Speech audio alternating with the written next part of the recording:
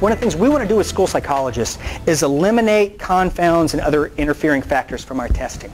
That's an important part of this book that we'll be publishing later on this summer.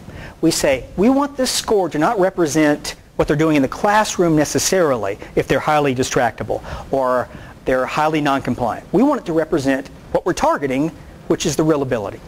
And we want to reduce, at whatever cost, the confounds, the interference components. And we want to screen for it before we go into testing, and we want to screen for it at the beginning of testing. We want to select the best test and the most reliable instruments. Our book in Chapter 7 reviews every intelligence test, mainstream, individually administered intelligence test, highlighting the psychometric properties, both in terms of the norm samples and in terms of the reliability evidence. We want to engage in informed score interpretation and consider alternate explanations and co-occurring conditions.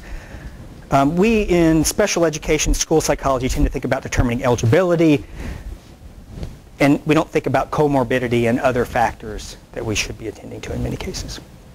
So what we developed to help to identify and eliminate areas of potential interference is our STA, the screening tool for assessment. It includes a parent and a caregiver rating form and our direct screener. You know, these are still in development. You know, I preach reliability and validity, and right now we don't have that. This is akin to your informal interview. Made a little more standardized, I think. So our screening forms include items addressing visual acuity, color blindness, auditory acuity problems, speech and articulation problems, fine motor, and noncompliance. We want to know these things before going into the testing session so that they don't cause problems.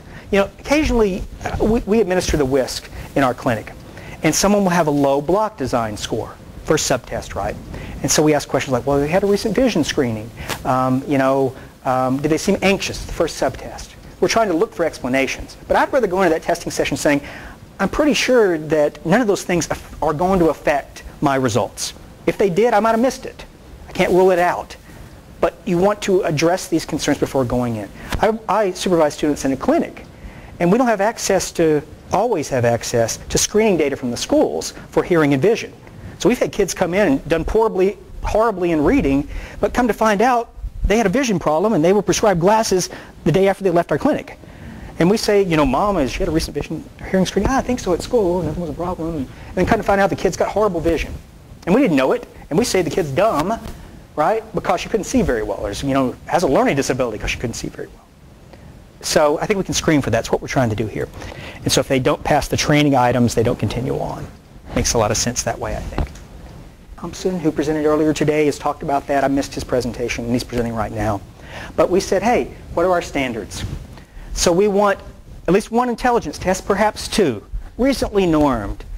High reliability coefficient for the IQ. Is it supported by validity evidence? Did the subtest have sufficiently low floors? Were they motivated during the testing? Was it 70 or below? And did we consider the confidence interval, the error in measurement? Simple stuff. We know this, but it's not always applied.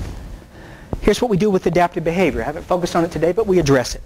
What we also added, which I must not have included, was a way to screen for comorbid conditions and especially medical or genetic conditions.